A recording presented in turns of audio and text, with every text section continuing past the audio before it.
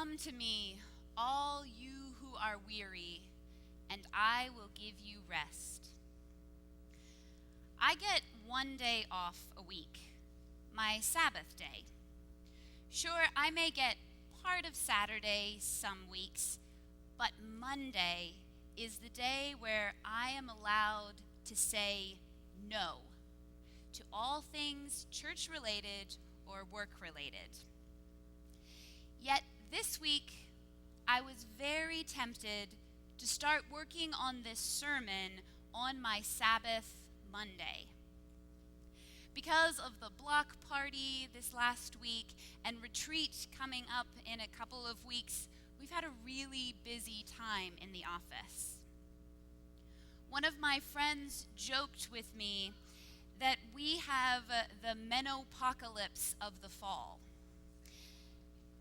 And when I'm scheduling for the youth and young people, it feels a bit that way. There are retreats, school kit blitzes, relief sales, music festivals, homecomings, not to mention school, sports, and music events that I really should get to.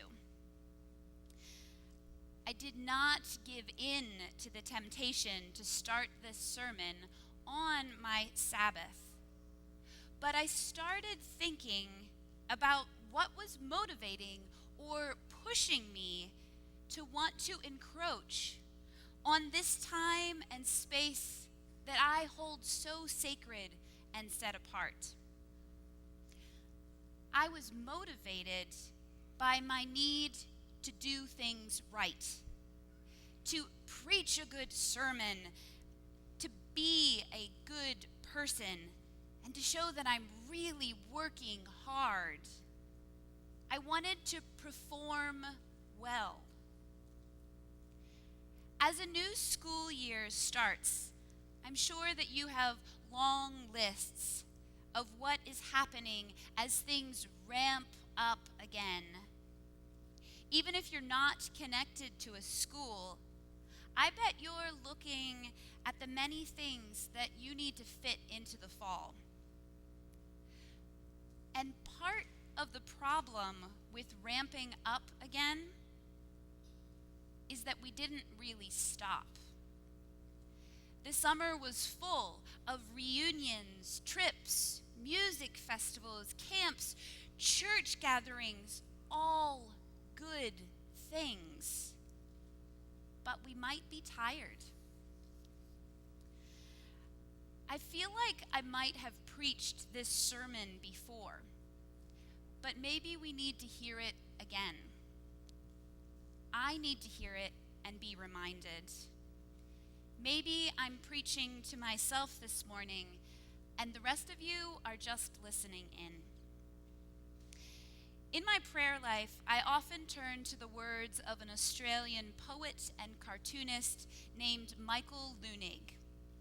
One of his books is a set of philosophical and whimsical letters between two friends. Mr. Curly writes his musings to his friend Vasco. Dear Vasco, in response to your question, what is worth doing and what is worth having, I would like to say simply this: it is worth doing nothing and having a rest. In spite of all of the difficulty it may cause, you must rest, Vasco. Otherwise, you will become restless. I believe the world is sick with exhaustion and dying of restlessness. While it is true that periods of weariness help the spirit to grow, the prolonged, ongoing state of fatigue to which our world seems to be rapidly adapting is ultimately soul-destroying as well as earth-destroying. Jesus says, "Come to me, all you who are weary, and I will give you rest." As I talked to some of those entering high school this year, they shared that they were encouraged encouraged to start building their resumes as they started middle school. Volunteering and involvement in extracurriculars was encouraged so you could start getting ready to get into a good college, starting at the age of 11. Maybe we are sick as a society. Adults busily modeling exhausted lives for our children and thus showing them that this is the way to live. But our lives are full of good things. I often come back to the phrase when talking to parents, it's not that we are choosing between good things and bad things. We are choosing to say no to some good things so that we have space to say yes to that which is most excellent. Are you spending your time and energy on what is most excellent? In the words of the poet Mary Oliver, tell me, what is it you plan to do with your one wild and precious life? What are you aching and yearning for? What energizes you? And are you spending your life on things that sustain you? As the prophet Isaiah asks it, why do you spend your money for that which is not bread, and your labor for that which does not satisfy?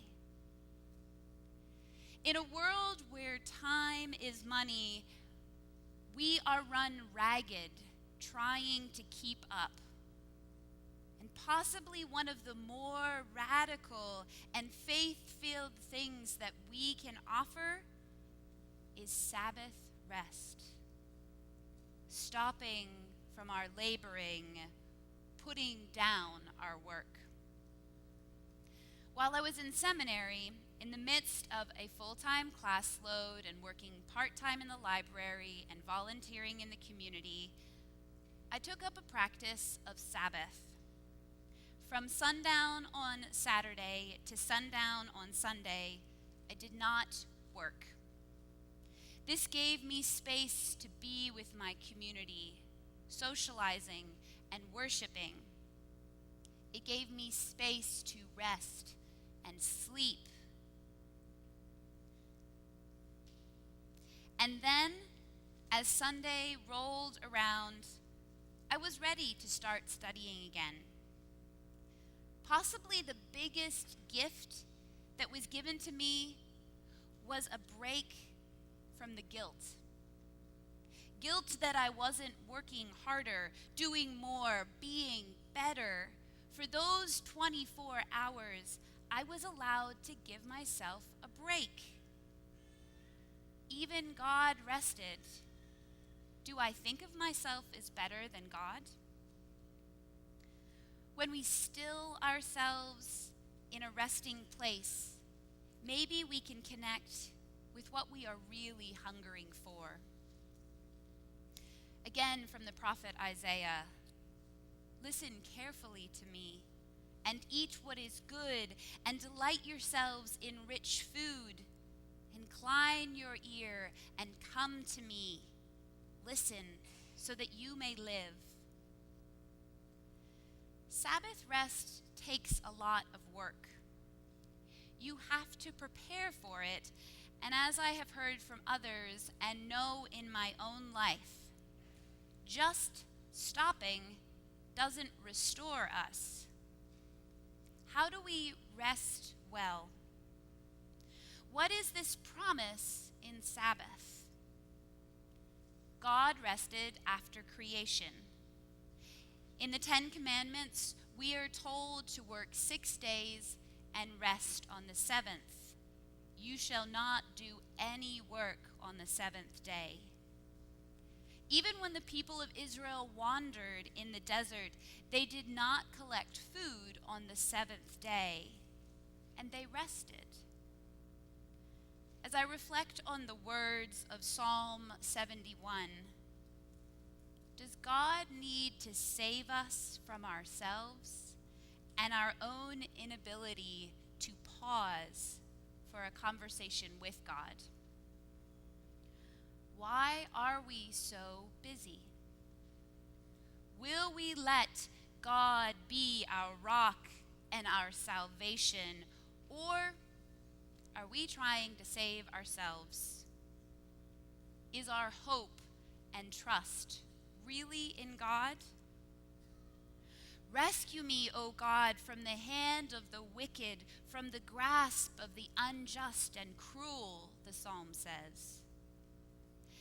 Is the hand of the unjust and cruel the inner voice that we have swallowed that tells us to keep working longer hours, keep rushing our kids around to activities, keep studying late into the night so we get a good grade, keep going to one more event?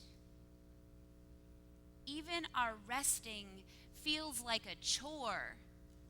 Ugh, I have to make time for that too. Just one more thing to do. Jesus says, "Take my yoke upon you and learn from me, for I am gentle and humble in heart, and you will find rest for your souls. For my yoke is easy and my burden is light." Those who were hearing Jesus' words would have known well the image of an oxen being yoked. Yokes were laid on the necks and shoulders of oxen, and also on prisoners of war and slaves. This image of being yoked was referencing how people might be burdened by the rules and regulations of the Pharisees' legalism. This weighed them down, and Jesus extended to them a new kind of freedom. Instead of being yoked to the law, this was an invitation to be yoked to Jesus. As I think about what burdens us today, I wonder if we have set aside one set of do's and don'ts, the ones of the church and our religious tradition, and have picked up those of our world. Set down the purity code and picked up a consumeristic one, consuming things and experiences. Set down not working on Sundays and picked up workaholism. Set down religious judgments on our lives and actions, yet carefully curating our online presence so that it looks fun, artistic, and engaging. Rejecting religious laws that seem confining, and yet just taking on a different set of laws that control us even more and may go unnamed and thus unchecked. Rules to be busy, prove your worth by doing and producing. We have swapped one set of dress like this and act like this for another. If we have a sense of guilt and failure and not release, then we have just swapped one set of oppressive rules for another. Are we still yoked to slavery? This is not the kind of freedom that Jesus wants for us. Jesus is not ruling over and putting a heavy load on us like a slave driver or a master, but removing the weight that we bear. Yet, just as we put down one burden, Jesus invites us to pick up another. Take my yoke upon you and learn from me. The commentator Elizabeth Johnson writes, "It is not that Jesus invites us to a life of ease, Following him will be full of risks and challenges, as he has made abundantly clear. He calls us to a life of humble service, but it is a life of freedom and joy instead of slavery. It is a life yoked to Jesus under God's gracious and merciful reign, free from the burden of sin and the need to prove oneself, free to rest deeply and securely in God's grace. We are called to this work beyond ourselves. We lift up this yoke with Jesus in solidarity and common effort, accepting Christ's load and priorities for the world, becoming co-workers with Jesus, not a slave master, but working alongside with a shared burden. Stepping away from the competitive narrative of our world into a collaborative one with Jesus. As we talk of where we are going as a church, I often think about following the energy. Where is their interest and enthusiasm, and how do we follow that? But the caution here is that it can become self-centered. We look out for ourselves and our own wants and the things that we are interested in. How do we look to where Jesus may be leading and not miss the least of these, those with smaller voices, less power, and tiny bank accounts? As we look at new structures for our life together as a church, how do we share the load and the vision? When I was teaching, I would work with my students on how to organize and plan an event. And I would ask them, how do you eat an elephant? How do you approach something that huge? You break it up into small, bite-sized pieces. All the big work of the church is done by many hands taking small amounts of work, and together we shoulder the burden. Together we walk on, carrying the load with each other and with Jesus. The woes of the world are vast, and when I get overwhelmed with what feels like a huge task, I remember the words captured in the Talmud. Do not be daunted by the enormity of the world's grief. Do justly now. Love mercy now. Walk humbly now. You are not obligated to complete the work, but neither are you free to abandon it.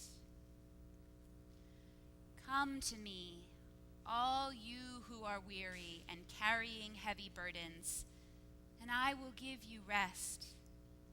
Take my yoke upon you and learn from me, for I am gentle and humble in heart, and you will find rest for your souls. For my yoke is easy and my burden is light.